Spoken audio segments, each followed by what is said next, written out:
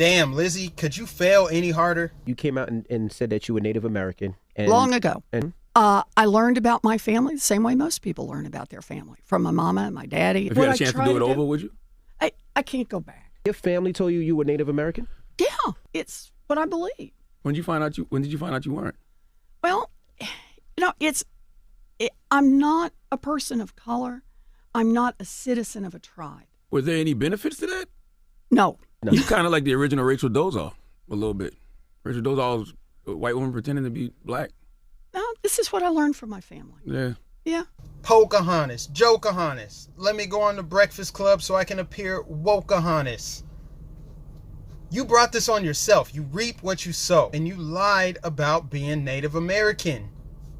Talking about my papa had high cheekbones. My mom told me my papa had those high cheekbones. And you played on a stereotype. You got busted not being Native American. And then when you get called out for it, you try to walk it back. You throw your family under the bus. Oh, my family told me this. It's not my fault, guys. My family told me this. What was I supposed to do?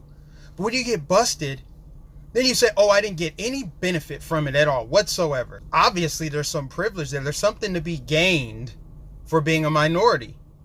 Otherwise, why would you do it? I thought America was bad for minorities. I thought it was oppressive towards minorities. I thought America was racist. So why do you have white liberals pretending to be minorities? Robert Francis O'Rourke pretending to be Hispanic, calling himself Beto. Rachel Dolezal, a literal white woman, pretending to be black. Well, transracial or whatever she wants to call herself. And then my personal favorite, Shaun King, aka Martin Luther Cream. He is the worst. He's a scumbag, a garbage human. He uses the plight of black people to profit. That guy sucks, man. You know, it's kind of funny. The left is always talking about how terrible Trump is and how fake he is. They have people running for president who literally pretend to be other races and then get called out for it. You got Elizabeth Warren pretending to be Native American. You've got Beto, aka Robert Francis O'Rourke, pretending to be Hispanic. You got Cory Booker, Spartacus Booker, pandering to every woman on the planet. You got KKK Kamala Harris, who thinks she can probably sleep her way into the presidency. These are clowns. Oh, and then you got sleepy, creepy Jim Crow Joe, sloppy Joe Biden. I mean, does it ever end?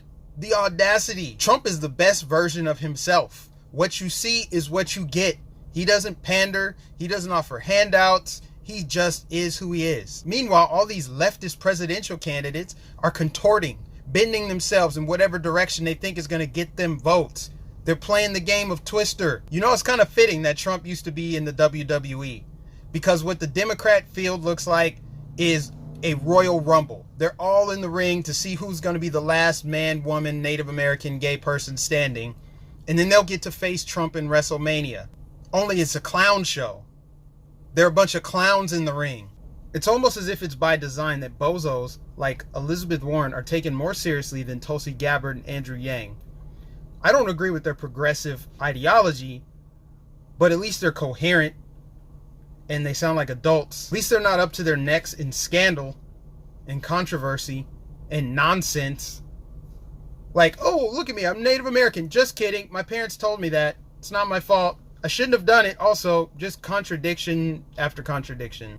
And then you have the nerve to turn down an opportunity to do a town hall on Fox News because you say they're hate for profit. Again, you must have the memory of a goldfish. Let's give you a refresher. Kanye West is what happens when Negroes don't read. This Make America Great Again hat is just as maddening and frustrating and triggering for me to look at as a KKK hood. We haven't talked about race. This was a white lash. The biggest terror threat in this country is white men, most of them radicalized to the right.